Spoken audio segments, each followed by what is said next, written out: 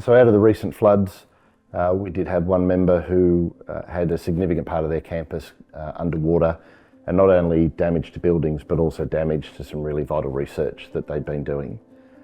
Working with them, we've been able to advise them on the best way to rebuild, moving some of those facilities to another campus.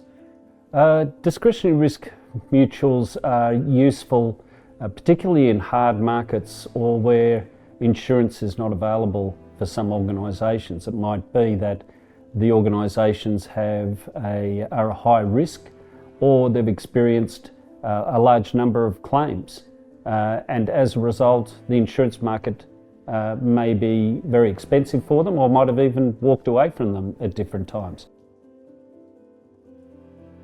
The term discretion is a really interesting one, and it's unique to the discretionary mutual sector. What it means to us is we look for ways to pay claims for our members. A lot of insurance companies or other risk providers look for ways to the letter of the policy. For discretionary mutuals such as Unimutual, we're looking for ways to pay the claim.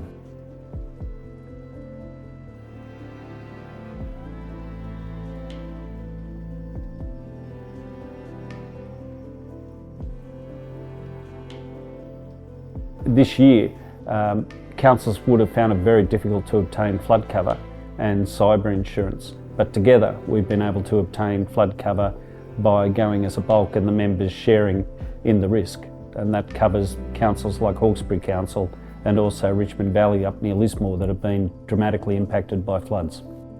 Because it's not just about the financial loss, it's not just about the buildings or the repairing of the buildings. It's actually, for them, 4 years worth of research they've now lost. And how do you replace 4 years worth of research? There's a financial element, but there's also a really emotional element for the researchers and the academics involved in that work.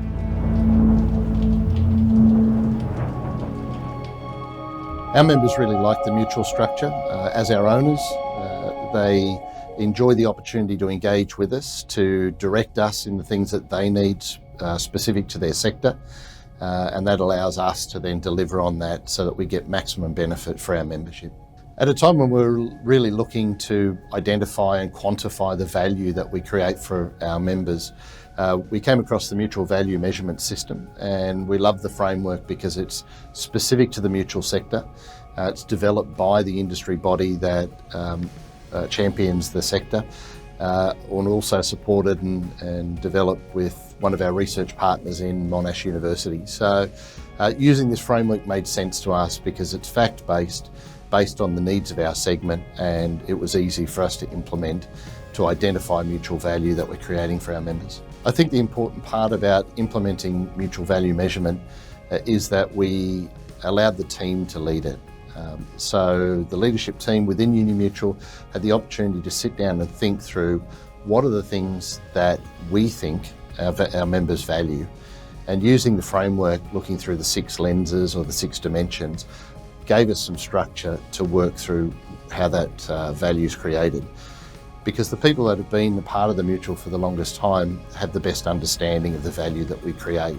So that process, the framework allowed us to organise our thinking, prioritise our thinking, and identify not only areas that we create value, but identify areas that we've yet to create value. So we've embedded MVM as part of our strategic performance framework.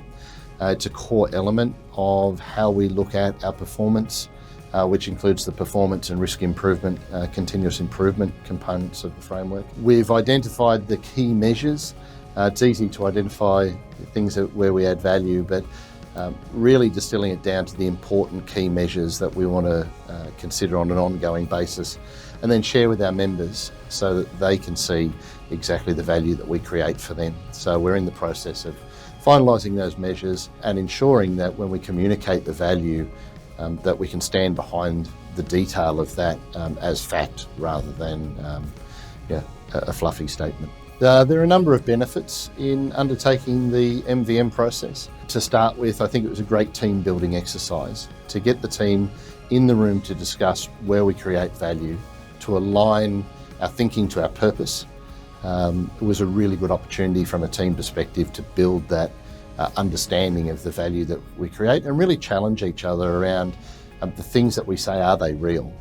And challenge each other on that to get a better result. I think to identify the areas where we do create value and real value is important to help us articulate that value to members and to prospective members is important. Consistent language around the value that we create so that in all of our messaging we can have a clear statement for our members and prospective members so they understand why they should join our organisation and why we're different as a mutual. One of the key differences of the mutual is as a member-owned, member-led organisation, our members have a say in what Unimutual does.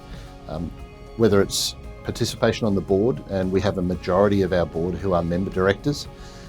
All of our technical committee members are member operators. Right through the organisation, we have members providing feedback, sharing what their needs are so that we can deliver on that.